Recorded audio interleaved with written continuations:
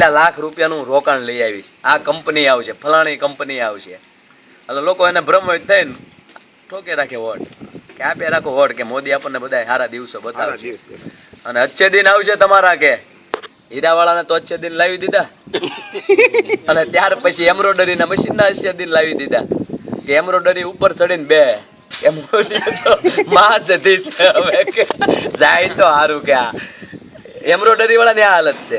Embroidery ના machine ઉપર ચડીને આમ બેઠા હોય, ફોન કરો ને હલકે મશીન ઉપર ચડીને બેઠો. મોદી મહાજદીશ કે કોઈ કાપડ લેવા વાળા નથી વિદેશોની અંદર, એક્સપોર્ટ થતું અટકી ગયું છે. કે હીરાવાળાને પૂછો તો હીરાવાળા એમ કે ભાઈ મોદી આવ્યા પછી મહાજદી હીરાના ધંધાની ખોટા હીરા ખાલી જાય એના માણસો કે મોદીના માણસો.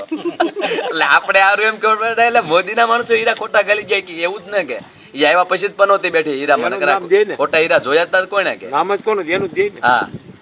એટલે મેં પછી આપણે પૂછી કોક ને તો તમને લાગે છે હું કે કાંઈ ને હવે તો હેઠો આવે ને તો સારું, કાને કોક મારી નાખે તો સારું. બોલો હા એના છે ભાજપના જ છે દિન જ છે ને, એને શું વાંધો? એના મંત્રીઓ એના અધિકારીઓ ના બધા લાખો કરોડો રૂપિયા ભ્રષ્ટાચાર કર્યા કરશે અને આમ આખું વર્લ્ડ ફરી લે મફતના ભાવે ગામના પૈસે. એને એ તો કઈ ચિંતા નથી. દર 38મા દિવસે મારો બેટો વિદેશ પોકે છે આમ ગણો તો, અને હારે પાછું 100 જણાનો સ્ટાફ લઈ જાય, 5 સ્ટાર હોટલોમાં રહેવાનું આપણા ખર્ચે. અમેરિકા ગયો તો ને તો અમેરિકા વાળાએ ચોખ્ખું કીધું તો અહીંયા આવો એનો વાંધો નહીં, તમારા સ્ટાફનો ખર્ચો તમારે ભોગવવાનો. એ ભારત સરકારના પૈસે લોકો ત્યાં હોટલમાં રહ્યા, ખાવું પીવું આ બધું જે કાંઈ કર્યું હોય 25-50 કરોડ રૂપિયા એક દી વાપરીને 2 દીમાં ભાષણ કરીને અહીંયા વયો આવે. એટલે આ અચ્છે દિન નો કહેવાય. આ તો જાતા દિવસે 5 વર્ષ આપણે ચલાવ્યો ને એટલે સમજી લેજો મધ્યમ વર્ગ પતી જવાનો, હીરાનો ધંધો પતી જવાનો, કાપડનો ધંધો પતી જવાનો.